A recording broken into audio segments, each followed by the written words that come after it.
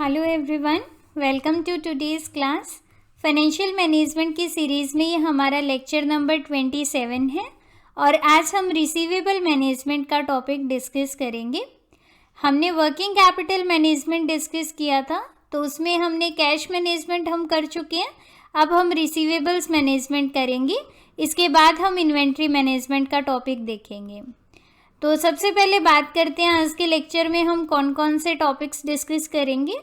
सबसे पहले हम देखेंगे कि रिसीवेबल मैनेजमेंट का ऑब्जेक्टिव क्या होता है, यानी जब हम रिसीवेबल मैनेजमेंट कर रहे हैं तो हमारा मेन पर्पस क्या है। उसके बाद हम देखेंगे कि रिसीवेबल मैनेजमेंट के 3 एस्पेक्ट्स होते हैं, क्रेडिट पॉलिसी, क्रेडिट टर्म्स और कलेक्शन पॉलिसी।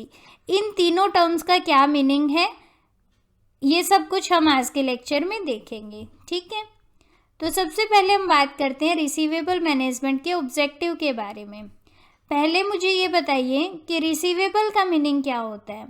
रिसीवेबल का मतलब क्या है कि मान लो आप जो गुड्स या सर्विसेज बेचते हो वो आपने किसी को उधार में बेची है, यानी उससे पैसा अब तक नहीं आया है, तो वो आपके क्या हो गए, रिसीवेबल्स यानी कि जिनसे आपको पैसा रिसीव करना है, अभी हुआ नहीं है बट रिसीव करना है। ठीक है, इस रिसीवेबल के अंदर हम इसको ट्रेड क्रेडिट भी बोलते हैं। ट्रेड क्रेडिट एक्सटेंड करना, इसका मतलब क्या है कि सामान उधार में बेचना।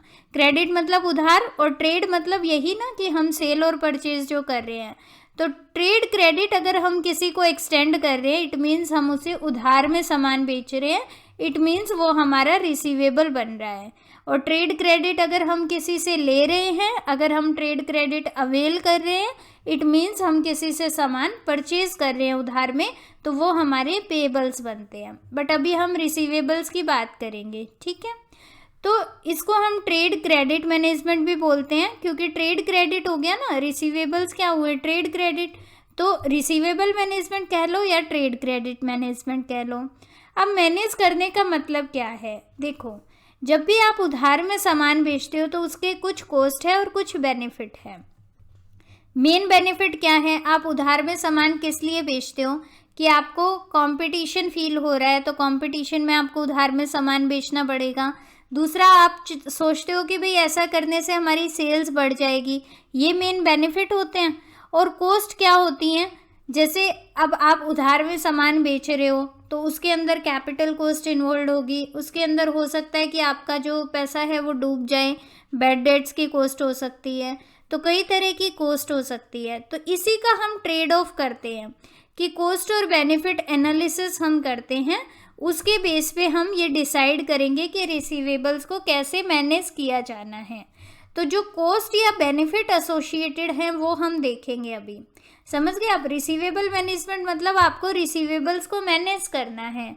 अब मैनेज करने के अंदर जब रिसीवेबल्स हम क्रिएट करते हैं, यानी जब हम किसी को सामान उधार में देते हैं, तो हमारी कुछ कॉस्ट होती है और कुछ बेनिफिट होते हैं। अब इसी कॉस्ट और बेनिफिट को हम पहले देखते हैं कि कौन सी कॉस्ट और कौन से बेनिफिट होते हैं, उसके बाद हम इनका ट्रेड ऑफ करेंगे। ठीक है, तो आपको पहले ये पता होना चाहिए ना कि कौन सी कॉस्ट और कौन से बेनिफिट होते हैं। तो बेनिफिट की अगर मैं बात करूँ पहले, तो जब आप उधार में सामान बेचते हो तो ये प्रोबेबिलिटी आप लगा सकते हो कि आपकी सेल ज़्यादा होगी, क्योंकि कस्टमर्स को ये रहेगा कि चलो बाद में हम पे कर सकते हैं, उधार में सामान मिल रहा है तो कस्टमर आपसे ज़्यादा लेंगे। ठीक है, अच्छा दूसरा, कॉस्ट की अगर हम बात करें कि कौन सी कॉस्ट इन्वॉल्व होती है इसमें, तो पहला है कलेक्शन कॉस्ट। देखो जब भी आप उधार में सामान बेचोगे तो आपको उनसे पैसा कलेक्ट भी करना है। अब कलेक्ट करने के अंदर जो एडमिनिस्ट्रेटिव कॉस्ट आएंगी, जैसे कि आपको क्रेडिट डिपार्टमेंट बनाना पड़ेगा, जैसे कि आपको क्रेडिट इन्फॉर्मेशन लेनी पड़ेगी। क्रेडिट इन्फॉर्मेशन मतलब कि इस बंदे को उधार दिया जाना चाहिए या नहीं दिया जाना चाहिए, तो ये इन्फॉर्मेशन भी आपको कलेक्ट करनी पड़ेगी। तो इसमें कॉस्ट इन्वॉल्व होती है, इसी को हम बोलते हैं कलेक्शन कॉस्ट। तो देखो अगर आप उधार में सामान ना सेल करते होते तो आपको क्रेडिट डिपार्टमेंट बनाने की ज़रूरत नहीं होती, उसमें आपको स्टाफ रखने की ज़रूरत नहीं होती, आपका स्टेशनरी का खर्चा नहीं होता। तो यानी कलेक्शन कॉस्ट जो है वो इसी वजह से अराइज होती है क्योंकि आप क्रेडिट में सामान बेच रहे हो। ठीक है, दूसरा है कैपिटल कॉस्ट। कैपिटल कॉस्ट का मतलब क्या है, ये एक तरह की अपॉर्चुनिटी कॉस्ट है जो आपने खो दी है। कैसे जैसे मान लो अगर आप उधार में सामान नहीं बेचते तो वो पैसा आपके हाथ में होता, अभी उस पैसे को आप कहीं इन्वेस्ट करते, उस पर कुछ ना कुछ रिटर्न कमाते, लेकिन अभी वो पैसा आपके पास नहीं है तो आप वो रिटर्न नहीं कमा पा रहे हो, यही है कैपिटल कॉस्ट। ठीक है, देन है डेलिंक्वेंसी कॉस्ट। डेलिंक्वेंसी कॉस्ट का मतलब है कि कस्टमर जो है वो ड्यू डेट पे आपको पे नहीं करता है, उस वजह से जो कॉस्ट अराइज होती है। जैसे आपने 30 दिन के लिए उधार सामान दिया था, कस्टमर को 30 दिन में पे करना था लेकिन उसने नहीं किया, तो उस टाइम पे फिर क्या होगा, आपको रिमाइंडर डालने पड़ेंगे या एडिशनल टाइम के लिए आपको वो देना पड़ रहा है, तो वो कैपिटल कॉस्ट भी बढ़ रही है आपकी उसी अकॉर्डिंग। ठीक है, तो डेलिंक्वेंसी कॉस्ट का मतलब है कि अगर उस टाइम तक आपकी पेमेंट नहीं आती है, ड्यू डेट तक पेमेंट नहीं आती है, तो उसकी वजह से कौन सी कॉस्ट अराइज होती है। देन है डिफ़ॉल्ट कॉस्ट। डिफ़ॉल्ट कॉस्ट क्या है कि कस्टमर आपको कभी भी पैसा दे ही ना, तो वो हो गया बैड डेट्स। अच्छा, यहाँ पे स्पेलिंग मिस्टेक है, इसको आप करेक्ट कर लीजिएगा। ओके, तो यानी कहने का मतलब क्या है कि जब आप क्रेडिट देते हो, जब आप उधार में सामान बेचते हो, तो ये 4 तरह की कॉस्ट होती है। कलेक्शन कॉस्ट, यानी कि आपको कलेक्ट करने के लिए क्रेडिट डिपार्टमेंट बनाना पड़ेगा, स्टेशनरी वगैरह का खर्चा होगा। कैपिटल कॉस्ट, यानी कि जो पैसा अगर आपके पास होता, अगर आप उधार में ना बेचते उसको, तो वो पैसा आपके पास होता तो आप उसको कहीं इन्वेस्ट करते। Then delinquency cost. Delinquency cost का मीनिंग कि ड्यू डेट तक कस्टमर पे ना करे, उसके बाद पे कर रहा है, तो उस ड्यूरेशन में भी कुछ कॉस्ट होगी। Then default cost. Default cost मतलब कस्टमर कभी आपको पे करे ही ना। तो रिसीवेबल्स मैनेजमेंट के अंदर इन कॉस्ट और बेनिफिट को हम ध्यान रखते हैं और उसके बेस पे हम रिसीवेबल्स को मैनेज करते हैं। ठीक है, अब हम बात करते हैं, देखो रिसीवेबल मैनेजमेंट के 3 इंपॉर्टेंट एस्पेक्ट हैं। एक है क्रेडिट पॉलिसी, एक है क्रेडिट टर्म्स, एक है कलेक्शन पॉलिसी। क्रेडिट पॉलिसी के अंदर फिर 2 चीज़ें आएंगी, credit standards and credit analysis. और क्रेडिट टर्म्स के अंदर 3 चीज़ें आएंगी, कैश डिस्काउंट पीरियड और क्रेडिट पीरियड।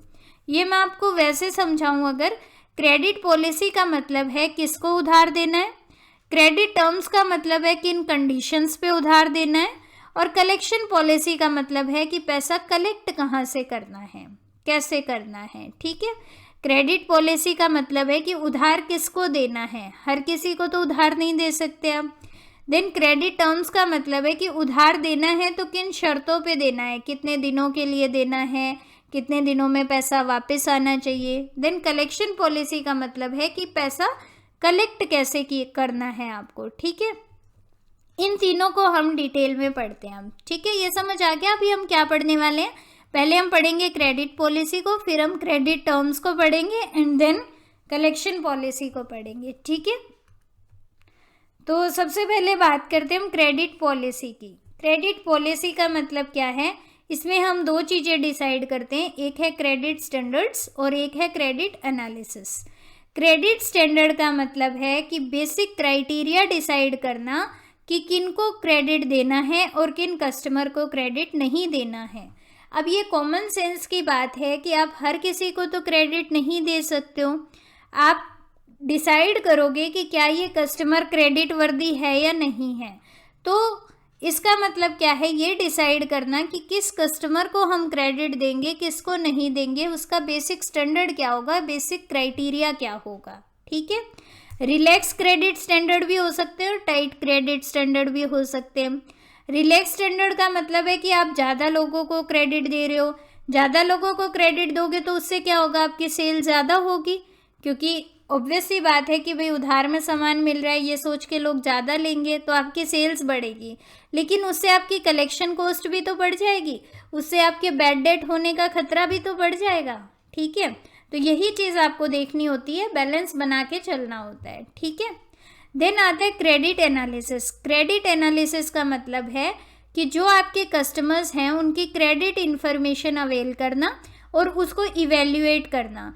क्रेडिट इन्फॉर्मेशन का मतलब है कि अगर इस पर्सन को आप उधार सामान बेचते हो तो कितने चांसेस हैं कि उसका पैसा वापस आ जाएगा टाइमली, क्या हमारा पैसा डूब तो नहीं जाएगा, यानी बेसिकली जो क्रेडिट वर्दीनेस है वो चेक करना। ठीक है, और उसको इवेल्युएट करते हैं हम, उस इवेल्युएट इस बेसिस पे करते हैं कि हमें मान लो इन्फॉर्मेशन पता लग गई उस पर्सन की। क्रेडिट इन्फॉर्मेशन आप इंटरनल एक्सटर्नल कई तरह के सोर्सेज से ले सकते हो। जैसे इंटरनल का एग्जांपल दूं तो आपका जो कस्टमर है वो पहले भी आपसे सामान लेता रहा है, तो पहले उसका पैसा जो है वो टाइमली पूरा आया था या नहीं आया था, क्या टाइम पे उसने पेमेंट की थी या नहीं की थी, ये हो गया इंटरनल सोर्स।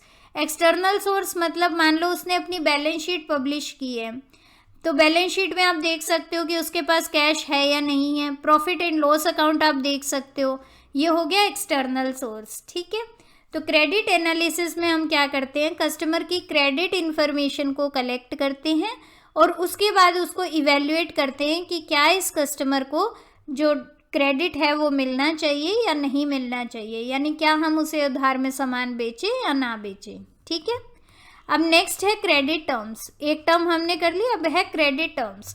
क्रेडिट टर्म्स का मतलब है कि किन शर्तों के ऊपर जो है वो क्रेडिट दिया जाएगा, कौन सी कंडीशंस के ऊपर क्रेडिट दिया जाएगा।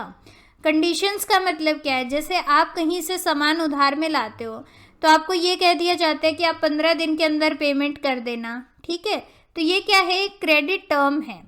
क्रेडिट टर्म्स के अंदर 3 कंपोनेंट होते हैं। एक है क्रेडिट पीरियड, यानी कि कितने टाइम तक के लिए उधार दिया गया है, जैसे 15 दिन के अंदर पैसा वापस कर देना, तो 15 दिन क्या है, क्रेडिट पीरियड। देन है कैश डिस्काउंट। कैश डिस्काउंट क्या है कि अभी हम उधार में आपको दे रहे हैं, लेकिन अगर आप 10 दिन के अंदर अंदर पेमेंट कर देते हो तो हम आपको कुछ डिस्काउंट देंगे, जैसे डिस्काउंट है 2%, तो 2% हम डिस्काउंट देंगे। देन कैश डिस्काउंट पीरियड का मतलब है ये 10 डेज, यानी कितने दिन के अंदर पेमेंट की जाए तो आपको कैश डिस्काउंट मिलेगा। कैश डिस्काउंट हमने पहले भी कई बार डिस्कस किया है, ये तब मिलता है जब आप एक स्पेसिफिक टाइम के अंदर पेमेंट कर देते हो। ठीक है, तो यानी क्रेडिट टर्म्स के अंदर क्या होगा, 3 चीज़ें हैं।